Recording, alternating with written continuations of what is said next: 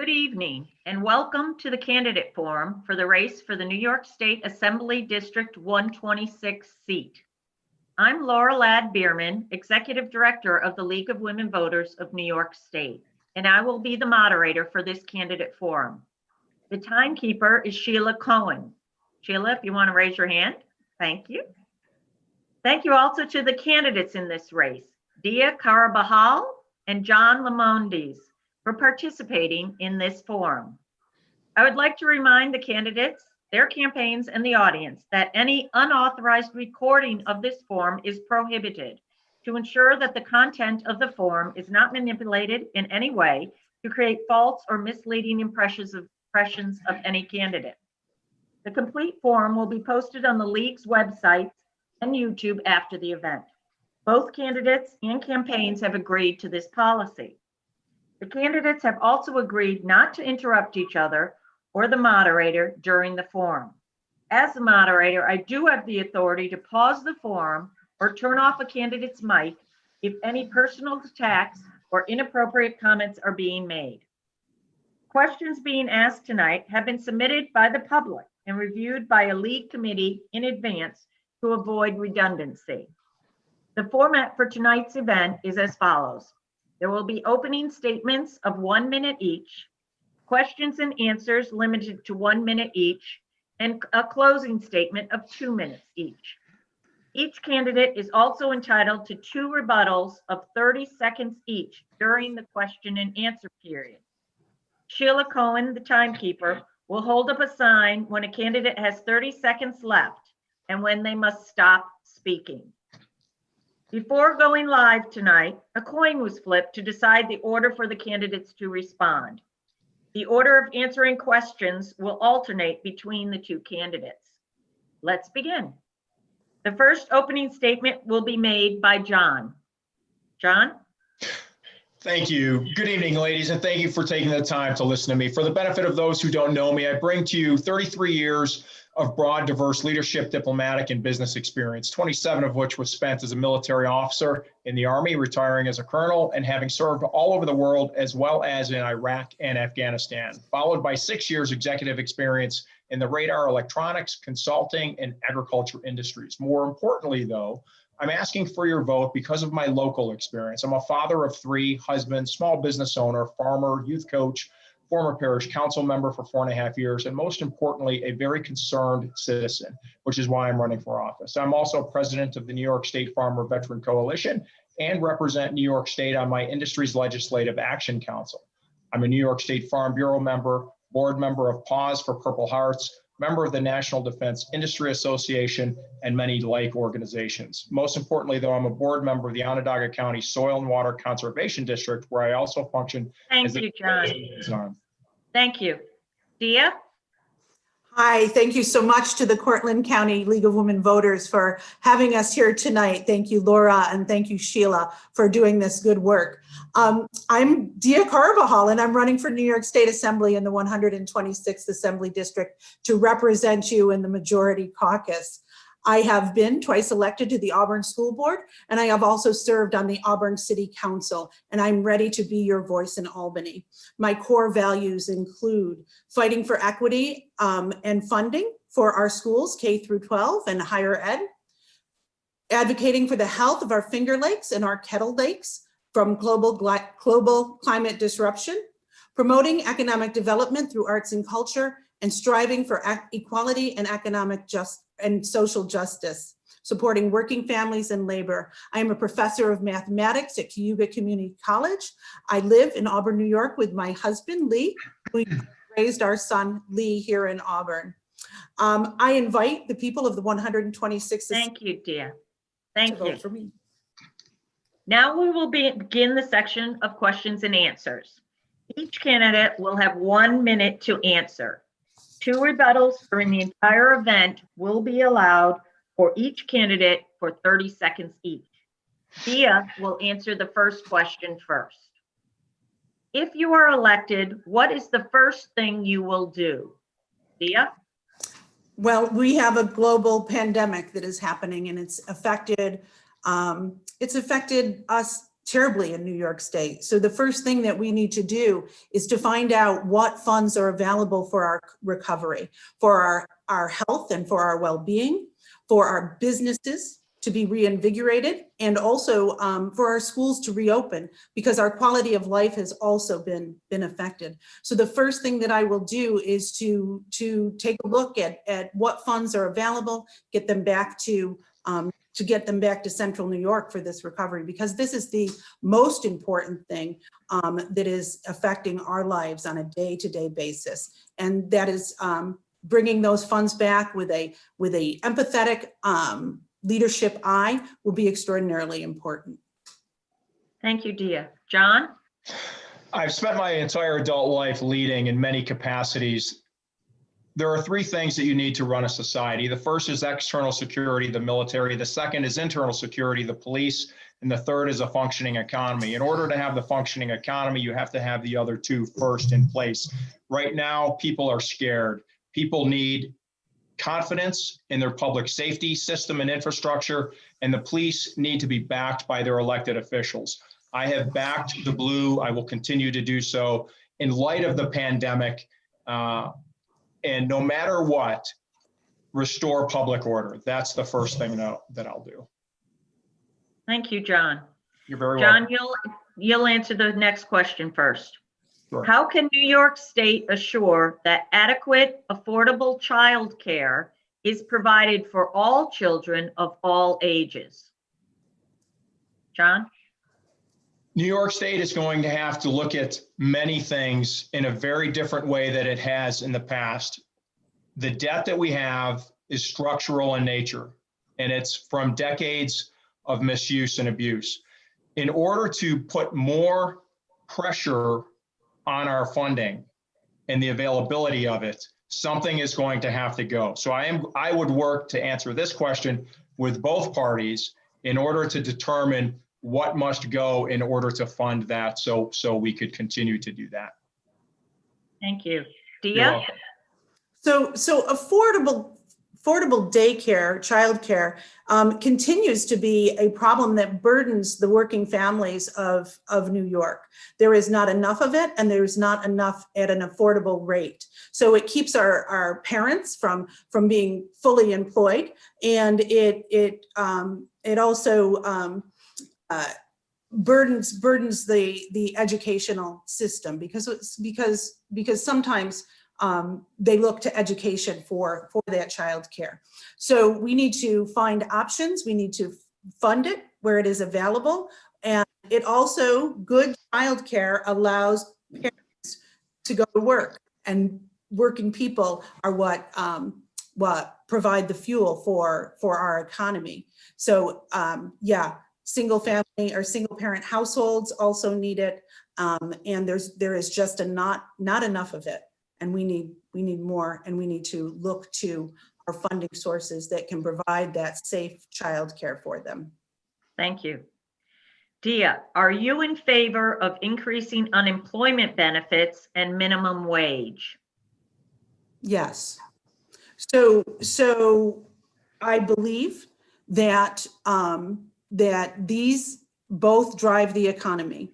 Okay, it helps. Unemployment benefits help us when we are not obviously out of work, and so that we can move forward, stay as a functioning part of the economy, to continue to work on retraining and moving forward with respect and dignity, as well as working people need to make a living wage. And if you are working 3 jobs in a gig economy, the reality is that you do need to make enough money to pay your rent, to buy food at the supermarket, and to put sneakers on your kids. Thank you. John? Looking at it in isolation, it's a wonderful idea. However, the two have to be decoupled. I am in favor of some reform with respect to unemployment benefits. However, raising the minimum wage, I would not do. We already have the highest minimum wage in the country. And when that is compiled with the other structural economic components, highest taxes in the country, highest minimum wage and highest out migration, second highest utility rates in the country. All of that makes an environment that contributes to the crippling of businesses. In order for businesses to prosper and employ people, they have to have an environment free of these things that cause them to not be able to be prosperous. Thank you. John, in light of the problems across the country around police shootings and brutality and our inequitable justice system, how would you improve policing and the criminal justice system in New York State? It's a wonderful question. I'm glad you answered that. As I said in my opening statement, the first thing that has to be done is the entire law enforcement community has to know that their elected leaders have their backs and will enable them to do their job, which I will very strongly. I am an ardent supporter of law enforcement, and I want to make it very clear on the record that if we don't have public security and the rule of law in place, where we allow anarchy to rule our streets and the destruction of people's businesses that they put their lives and fortunes into, we have nothing and society fails. I won't allow that. I want to be part of the answer, part of the team that solves this. And this goes hand in hand with bail reform. It goes hand in hand with ensuring that public security is number one, because if we're afraid that a brick's going to come through our window and our business is going to be destroyed, we can't employ anyone and our economy fails. Thank you. Dia? You're welcome. So as an elected official, I have been a supporter of law enforcement. I've been able to influence leadership on the local police department, the Auburn Police Department. I am a supporter of law enforcement. One of the things that happened in Auburn when we had new leadership was there was a cultural shift in the Auburn Police Department toward 21st century policing, which includes a changing in cultures, encouraging cultural diversity training, both internal and for other elected officials as well. There is not anarchy in our streets. In Auburn, New York, we have a forward-thinking police department, and in Cayuga County, who took a knee with protesters and understood and continued outreach. We have a program of community outreach of our police, have coffee with a cop, SROs. The police department in Auburn, New York is moving forward with 21st century practices. Dia, how can we support our police dealing with people experiencing unusual stress, including mental health issues, food insecurity, unemployment, and homelessness? So again, this issue of community policing comes into play, right? Where the police are guardians, not warriors. They are part of the community, and they live in the community that they serve, and they meet the people where they are. So as they are in our schools, and they are in our restaurants and meeting people. So those are things that can help. And also the outreach and the coordination between all of the agencies. Our mental health agency here in Cayuga County is a wonderful place, and there's a wonderful relationship between law enforcement and that organization, as well as between our first responders as well. And there also is the training to recognize when this is a mental health issue or when it is a family issue versus an issue that would require, police intervention or something like that. So it's sensitivity training. Thank you. Thank you. John? The police have probably the toughest job in our society, and recognizing that all budgets are limited, the first thing I would do is ensure that the police are not defunded and that they are funded and resourced and trained appropriately, with them bearing on that, with them having a voice in that conversation to let their elected officials understand what they need. I know when I speak to police officers, I get a very different opinion of how they feel that their society in New York State, in this district, is treating them. And I will work to ensure that all of the services necessary, and your point about mental health is critical to this, are in place. And if we are able to increase funding for those things that we're not currently doing, then of course we would do that. Thank you. We now have a couple questions on healthcare issues. Do you believe, and John, you'll answer first. Do you believe in universal healthcare access? If so, what will you do to make it a reality for all New Yorkers? If not, why not?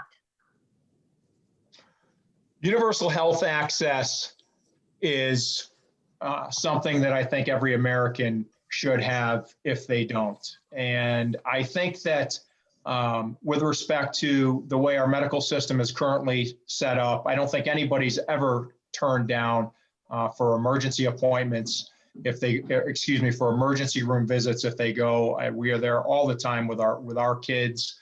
And I would say that with respect to, again, it all comes down to the budget available to either maintain or enhance services. And so if we can do that, I think the enhancement of services is always a good thing.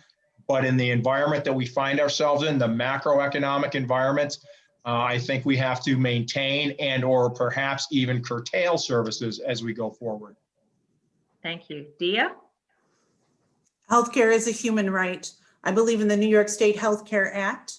I believe that all people deserve healthcare, and they don't need to worry about where and when it's going to be paid for. Under the circumstances right now with COVID-19, the reality is so many problems have been exacerbated because people didn't seek out medical attention at the start of their disease, and then it ended up to be a crisis situation for those individuals. So the security of having healthcare, of being able to go to a doctor is extraordinarily important, and the ability to keep your healthcare that you currently have if it's part of your benefits package. And I think that the current healthcare proposals in New York State are addressing that, and I'm proud of New York for that.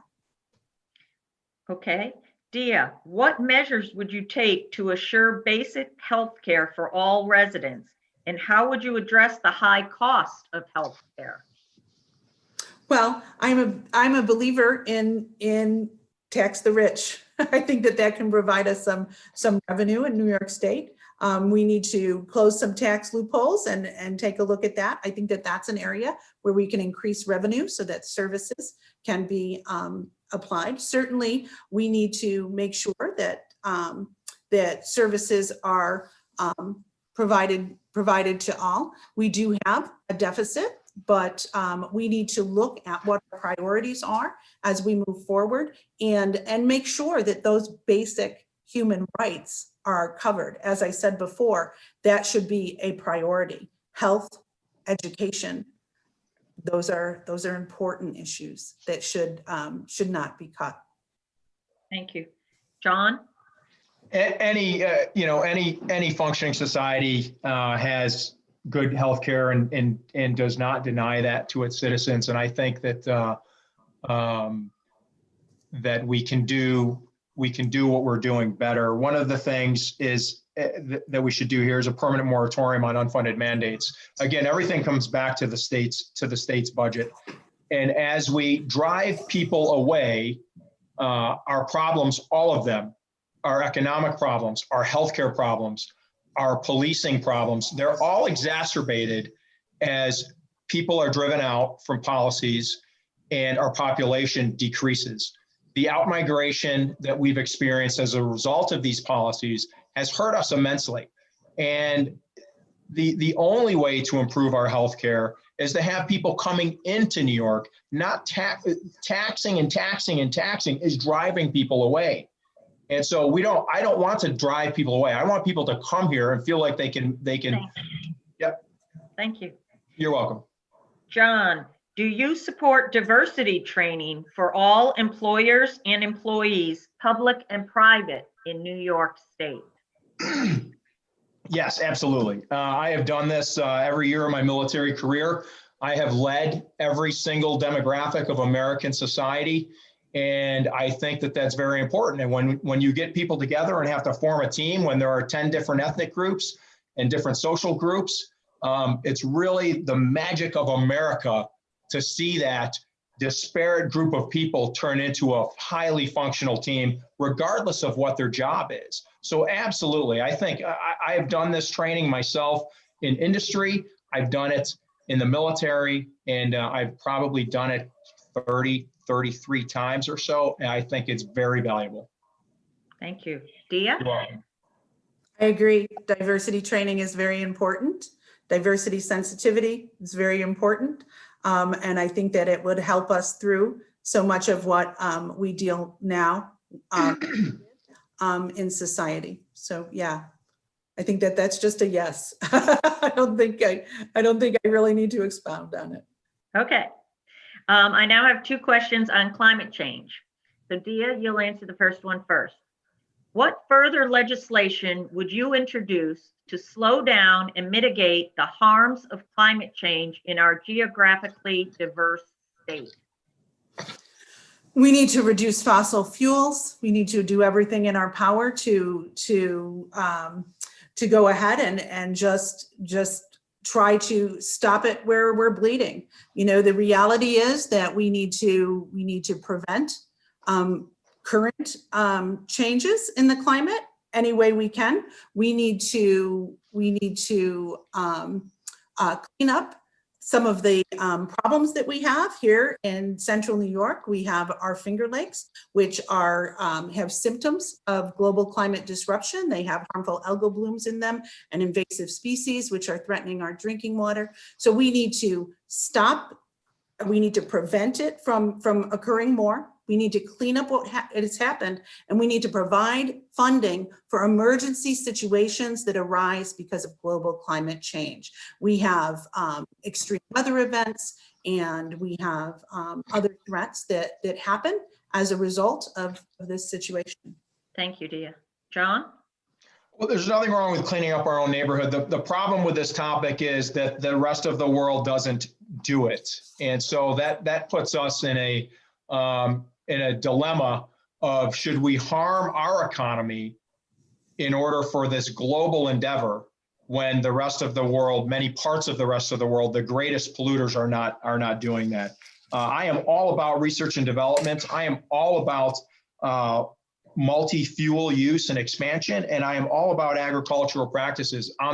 As a board member of the Onondaga County Soil and Water Conservation District, we employ funding from all different sources to do all kinds of public works projects impacting this in a favorable way. And I would look forward to not only expanding that, but continuing that work. Okay. Dia has asked for an additional 30 seconds rebuttal. Sheila, please go ahead, Dia. So we can look at this as something that doesn't affect us. It's something that's out there in the world, and it doesn't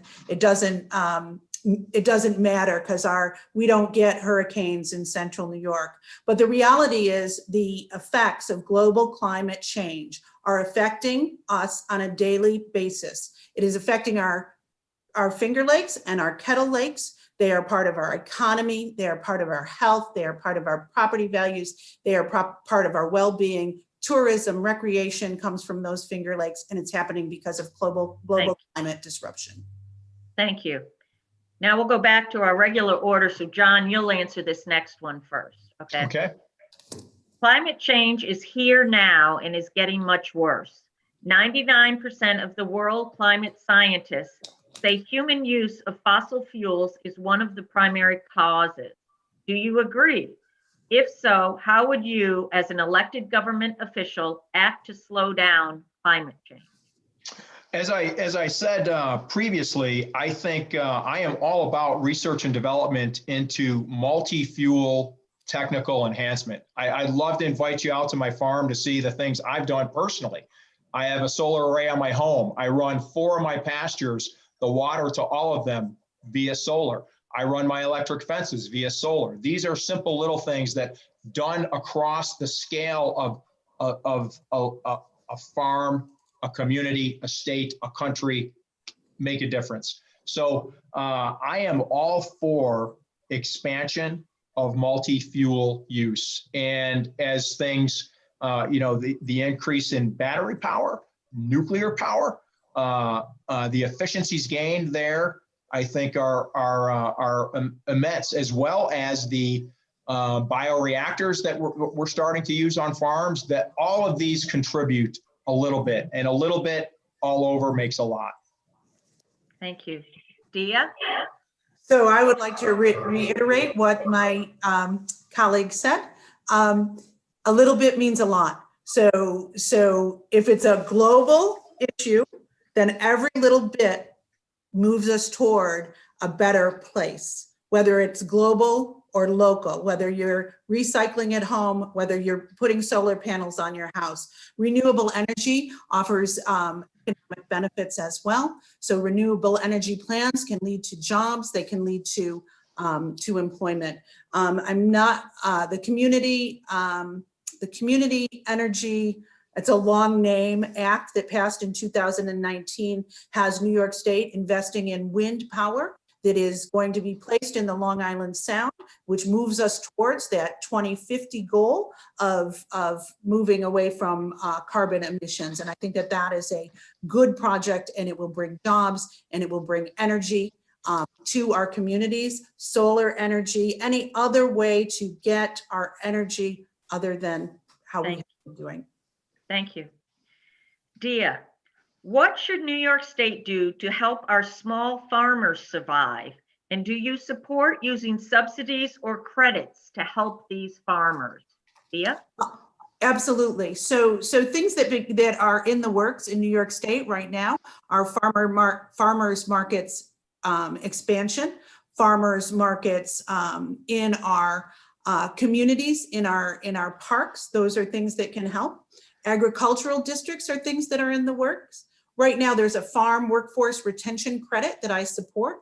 Changing that over the next few years from $600 to $1,200. There is a program for to expand the farm to school line, which is taking us from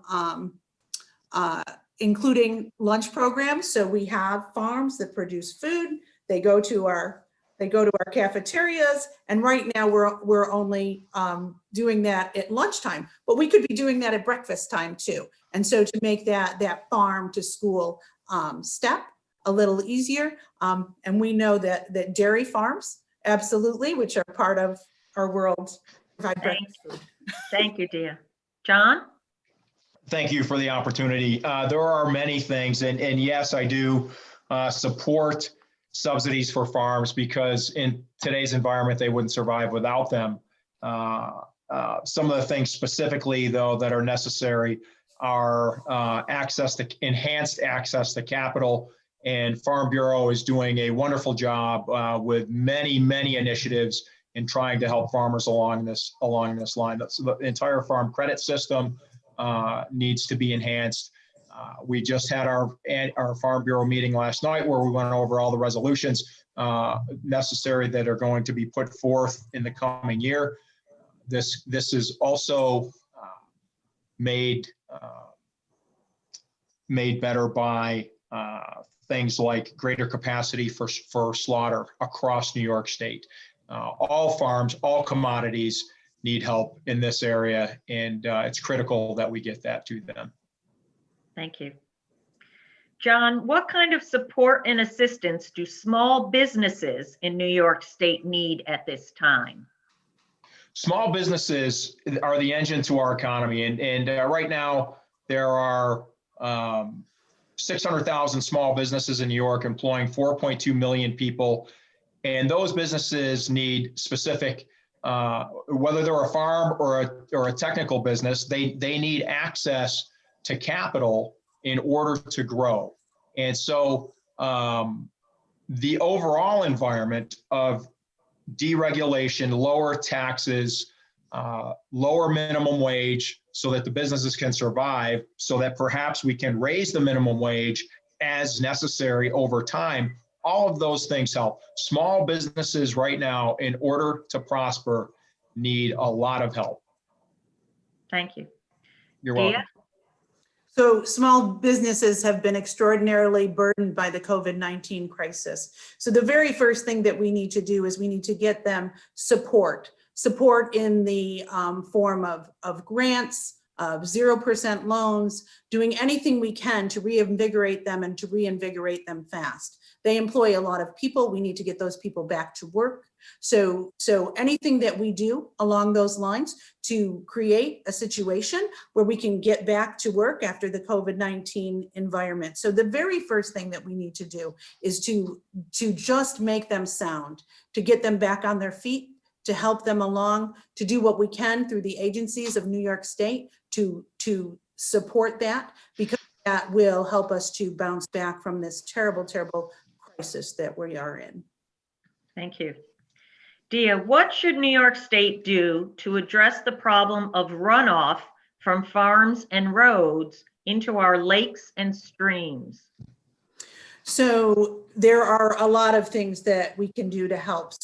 So over here in Cayuga County, into the Owasco Watershed Management Council does a lot of work with rebuilding the culverts that go around our streets and roads that are near our lakes. We have projects here that are rebuilding our stream banks, which are helping us to keep runoff from ending up in our lakes when there are high water events. Over here in Cayuga County, in the south end of the county, it's a wonderful project called the Owasco Flats project, where they are rehabbing the marshland, and they are also building riparian barriers, and those barriers will help when there are high water events, so that the runoff and the sediment doesn't go into our lakes. Thank you. John? Thank you again. There are lots of things that go into this. Number one is continuance and expansion of protection of land. Now the Skaneateles Lake watershed has 12% of its land permanently protected for this very purpose, and that's increasing every year. I am an advocate of that, and will fight to do that. Erosion control is another tactic and technique that can be used here, both for deflection and diversion, and followed by the Owasco Lake Association and the Onondaga. All of the counties are doing great work with invasive species reduction, which have critical impacts here. If we lose all of the hemlock trees in the Finger Lakes area, this problem will be exacerbated considerably due to the woolly algid, and lots of great work is going on because of that. I back that. And as well as the salinity of the lakes is increasing over time. And if we could do something about road salt, I would stop that. Okay, thank you, John. Dia would like 30 seconds more for a rebuttal. Sheila? Go ahead, Dia. So part of the runoff problem has led to the event of harmful algal blooms in our lakes. In the city of Auburn, we ended up with microcystin toxin that ended up in the finished drinking water, and we had to react in an emergency situation. We have to take care of this problem of runoff that's contributing to this these HABs quicker. We need to prevent, we need to clean up, and we need to react in emergency situations. Thank you.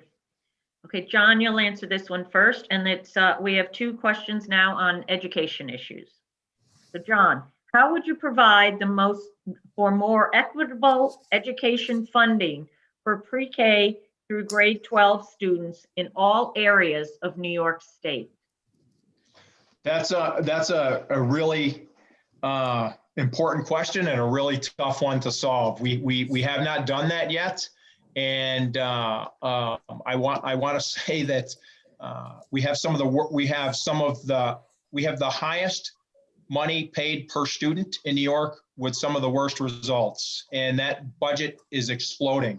So the equitable distribution comes down to the formula of how the 23 sources of funding are put out to the schools. So enhancing that formula, working through it with educators, with with both sides, Republicans and Democrats, to solve this problem is the only way to do it. What we've been doing isn't, as we know, hence the nature of your question, isn't working for us.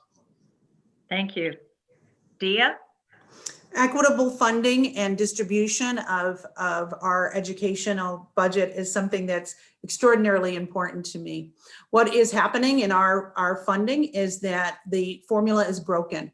The formula, when applied, gives uneven funding to different sized school districts, and the formula is based on property values. So unfortunately, areas where property values are low still are underfunded, and areas where property values are high are still unfunded. As well as the way that it's built is that it creates a donut hole of funding and that disadvantages small rural school districts and small city school districts. So right now in the Auburn Enlarged City School District, the funding formula leaves us with 40% less funding per student from the average. Other school districts, not as much, but the entire 126th is underfunded. So no matter what happens, we need to make sure it's fixed. Thank you. Dia, what criteria would you set for assuring all residents have access to an affordable college education? I work at a community college. I'm a professor of mathematics. I understand the value of our community colleges as a link to higher education, as a link to the growth of our economy, and as a link to just to a better way of life. Our community colleges have had flat funding for 15 years. Flat funding for 15 years is not allowing them it's forcing them to raise tuition. It is forcing them to cut full-time faculty. So there are many issues with regard to community colleges and how they're funded. We need to prop them up and support them. The 126th Assembly District is served by 3 community colleges. Tompkins Cortland Community College is just outside, Cayuga Community College is inside, and Onondaga Community College is just outside as well. So these are important links to affordable college for our students, for our community, and they are economic drivers. Thank you. John? Yes, they are economic drivers. I firmly agree that affordable education is imperative for our youth today. I'd also like to see the politics come out of our schools and colleges, and as well as funding for BOCES, because college, every kid doesn't want to go to college. And I'd like to see enhancement in BOCES education for kids that want to go into the trades. And that's valuable for our society. It's valuable for our communities, and it helps those, it balances the opportunity for all students. So I want to make sure that we don't leave anybody behind here and that we provide opportunity for all students. The specific funding for community colleges, that is, as you said, again, the nature of the question, it's critical. And I think that looking at how to maintain that is something that both parties need to agree on and go after. Thank you. John, does the New Yes. York State tax system need overhauling? And if so, how? Would you do away with property taxes? And how would you handle unfunded state mandates? As I said last night, all in 1 minute. Right, I can't solve this problem in 1 minute. I would say property tax has to be lowered. Taxes overall in New York have to be lowered. We have the highest taxes in the country. Unfunded mandates, I am squarely against any more unfunded mandates. These don't do our communities any good. It makes the jobs of our supervisors nearly impossible, and it doesn't help us. That at the end of the day, if we've got more going out than we're taking in, we're doing something wrong, and we've been doing this wrong structurally for decades. So the particular problem that we find ourselves in today, the 14 billion debt, isn't the result of any one thing. It's a structural problem that's the result of many things, which is acting as one of our highest out migration drivers. And this is sad for us all. So this is something that is critical to pursue. Thank you. Dia? So if you want to relieve the tax burden of New Yorkers, one of the biggest tax burdens that property owners have is the school tax. So when school taxes or school funds are unevenly distributed, those taxes that need to be paid to support our schools end up going up. It ends up being an additional tax burden on our homeowners. So my first answer to that is let's fix the school funding distribution so that that school tax does not burden our homeowners and our property owners. The other issue here is I believe in the 2% tax cap. Let's make it transparent. Let's make it a real 2% tax cap. We also should remove the supermajority needed to override the tax cap so that when a community is in need, they are able to do that. We need to make the formula transparent. Thank you. Dia, many rural areas do not have adequate access to Wi-Fi. This is a particular problem during the pandemic. What would you do as a legislator to provide Wi-Fi access to everyone in the state? So Wi-Fi, internet, it needs to be treated as a utility. It is not entertainment television. It is not video games. It is our education. It is part of our workforce, right? So we learned that during our most recent pandemic when everyone had to work from home and people had to go to school via the internet. Some people didn't have adequate internet to homeschool, adequate internet to work from home. It became a huge expense for those individuals, but we saw a real divide in the haves and the have-nots. Onondaga County is in the 126. It has 90% internet adoption, but Cayuga County and Chenango County are near 70%, only near 70%. And Cortland County does a little bit better. They're at about 82%. But the issue is that it needs to be treated as a utility. It needs to be treated as a necessity for life. Thank you. John? Thank you. First of all, I want to break that down. There are 54,000 households, of which only 46,000 have a PC, leaving approximately 8,000 in the 126th Assembly District that are unwired. I know this firsthand. Our home, our children had to deal with this. My wife solved this problem for our street and got our street connected. And so our town didn't do that. My wife did that. And I want to make sure that everybody listening understands that I know how critically important this is and how disproportionately impactful it is to our number one industry in the 126th Assembly District, our rural families. So there's no argument for me that this must be done. It must be done quickly, and it must be done so it does not disadvantage our children in rural families throughout this district. Thank you. In a similar question, many people are concerned about the cost of cable, cell phone access, and Wi-Fi. What actions would you support to ensure everyone can afford these essential services? John?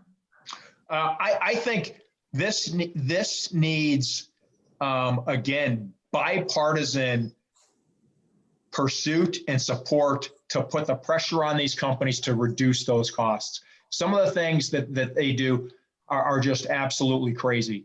And then when you need them, for example, I'm going to put a picture out on this very soon. We've wanted the cable company to pick up a wire that they've left on our property for a year and a half now. Do you think we can get them to do that? We can't. And I'm running for office. And so I hope they're listening to this right now, because I'm going to come after them, and I'm going to come after them on behalf of every New Yorker. Thank you. Yeah.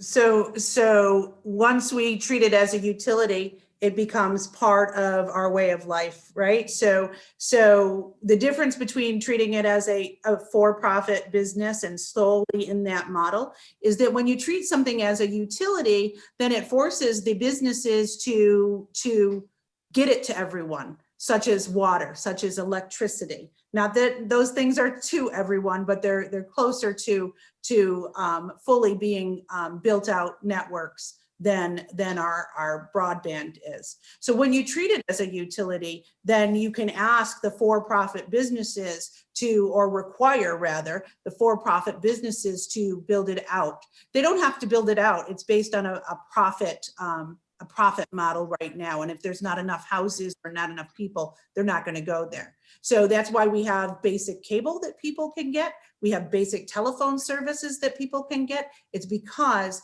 it is a utility, it is a necessity for life. And that's the way that it should be done. Thank you. Dia, what is your position on compulsory vaccinations for children to attend school?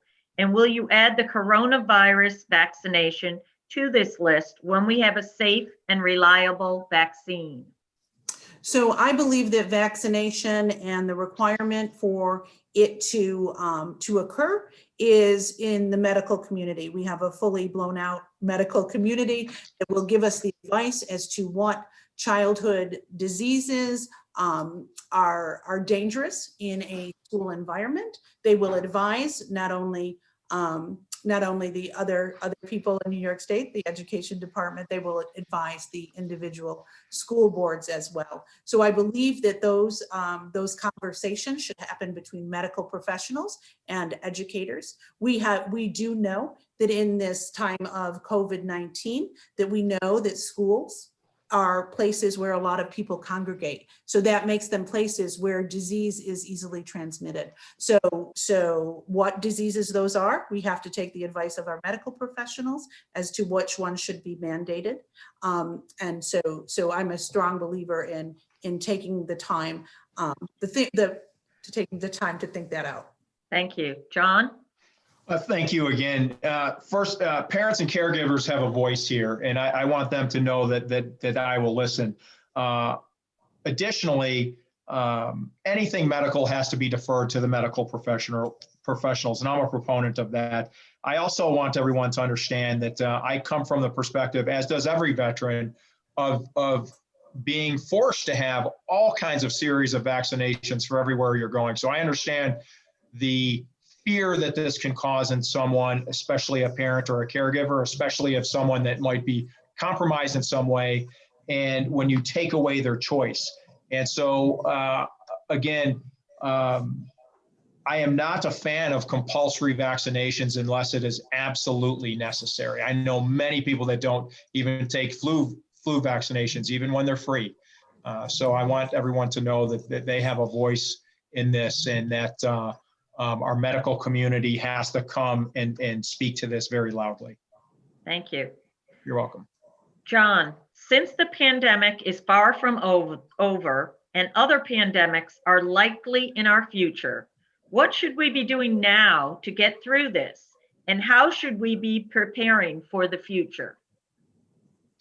Thank you for the opportunity to answer that. One of the things that we can do to prepare for the future is capture all of the lessons learned and open kimono, everybody let out the mistakes that they made. You know, our society has a lot to gain from that, and that's a leadership.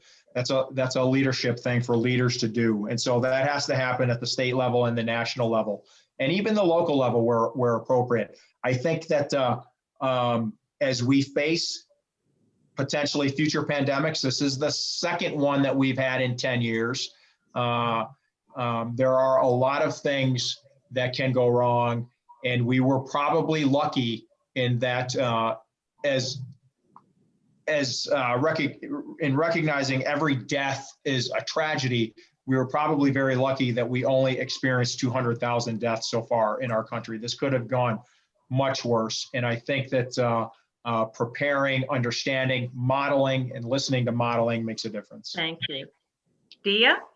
So I think that we did learn from the Spanish flu epidemic of the early last century, that that cities and places that reacted well for public health and reacted together did suffer less. I think that we have to listen to our medical professionals. We have to, of course, when this is all over, we'll go back and we'll take a look and we'll look at the lessons learned here. But right now, in this moment, I think that some of the lessons that we are learning is wear a mask, listen to your public health advisors, listen to your community, look to your newspaper for good information. We have some wonderful local newspapers that we have throughout this district, and those local newspapers have provided so much information about what is happening in my community. So those are things that we need to heed right at this moment in time. Then we can look back after it's over. Thank you. And we have one more question. Dia, you'll answer first. What are the areas of our district that need the most attention, and how will you attend to them? I don't think that any area necessarily, geographic area, could I ask for clarification? Geographic area or? I have the questions the way they were, Okay. provided All from right. the public. So I believe that our educational system and the funding of our educational is very important. That's something that is a core value and that needs addressing, that hasn't been addressed in a long time. Global climate change and disruption is affecting us every day. I believe those are some major issues. COVID-19 is the major issue. I think we need to recover our well-being. We need to recover our economy, and we just need to recover our quality of life because it's just been so tough. So as far as the major area of those are the major areas that I believe need attention. Thank you, Dia. John? Thank you very much. First of all, public safety. Again, public safety is paramount. I want all law enforcement to understand that I am behind them 110%. Next, the economy and kids back to school. We have to get our kids back to school so that people can go back to work, so our economy can open fully, so that we can take advantage of our economic engine and continue to build it. Followed by stopping out migration and seriously trying to stop that, because every family that leaves, my street has lost 2 families to the state of Tennessee in the last 4 years. And that's just one anecdote. New York has lost 1.4 million people since 2010, 181,000 in 2019 alone. Every person that leaves exacerbates the problem. So we have to stop that if we're serious about stopping our problems and reversing the trends, followed by business deregulation and tax structural reform. Thank you. You're welcome. Now we will ask for the candidates' closing statements of 2 minutes. Since John did the first opening statement, John will also present the first closing statement. John? Thank you. I know what it means to serve, and have already quietly served you for decades in many capacities and often under extremely demanding circumstances. I hope my honorable service, business, industry, and agricultural experience are things that you value. The stakes are high, and our disaster state policies are driving New Yorkers away in record numbers, as is shown by our impending loss of at least 1 more or possibly even 2 congressional seats. I hope you additionally recognize my technical knowledge and commitment to maintaining our pristine local water quality, enhanced carbon footprint reduction, renewable energy commitment, and all of which are things we practice on our farm, and steadfast support for the Second Amendment, necessity of bail reform and SAFE Act reform, as well as reform across many other areas important to all New Yorkers, including the RHA, business deregulation, agricultural policy enhancement and protection, and commitment to infrastructure upgrades. Most importantly, I want you to know that I have and have demonstrated the character attributes that are missing in many politicians, like decisiveness, respect, integrity, work ethic, and simply doing things for the right reason. Last, as I ask you for your vote, I hope you'll remember that as a business owner and farmer, I have a huge personal stake in New York's success and already work every day to ensure that on our mutual behalf. Thank you. You're Dia? welcome. So as a New Yorker, I'm deeply concerned about COVID-19, the pandemic which threatens our well-being. Our physical wellness is threatened, as well as our economic soundness and our quality of life. This will take precedent over all the issues that are before us. We will need leaders that we trust and leaders with empathetic hearts making decisions. We will need representation in the majority house to be heard by leadership. We will need representation with the ability to act. Decisions that affect us will be made swiftly by those in power. I'm concerned about our fresh water bodies and the waterways, how they are threatened by global climate disruption. We have harmful algal blooms in our lakes and invasive species in our water and in our trees that threaten our water quality. We run the risk of being overlooked in Albany again. This is not new. This is something that we have endured for multiple decades. Rural communities and small cities, we have lacked representation in the position to provide funding back to our communities. Our school districts, we watch as others are funded. My experience as an elected officer will help me to hit the ground running. Our communities of Central New York deserve better. Our communities of Central New York deserve representation in the majority. I ask you to trust me with your vote on November 3rd. I thank the League of Women Voters for the opportunity to participate in this forum. And I thank the people of the 126th Assembly District for taking the time to spend with us on these issues. So thank you. Thank you. Thank you to the candidates for participating in this forum. Thanks also to the many members of the Leagues of Women Voter of Cortland County and Syracuse metropolitan area who spent multiple hours organizing the event. For more information about these candidates and voting, please go to the website vote411.org.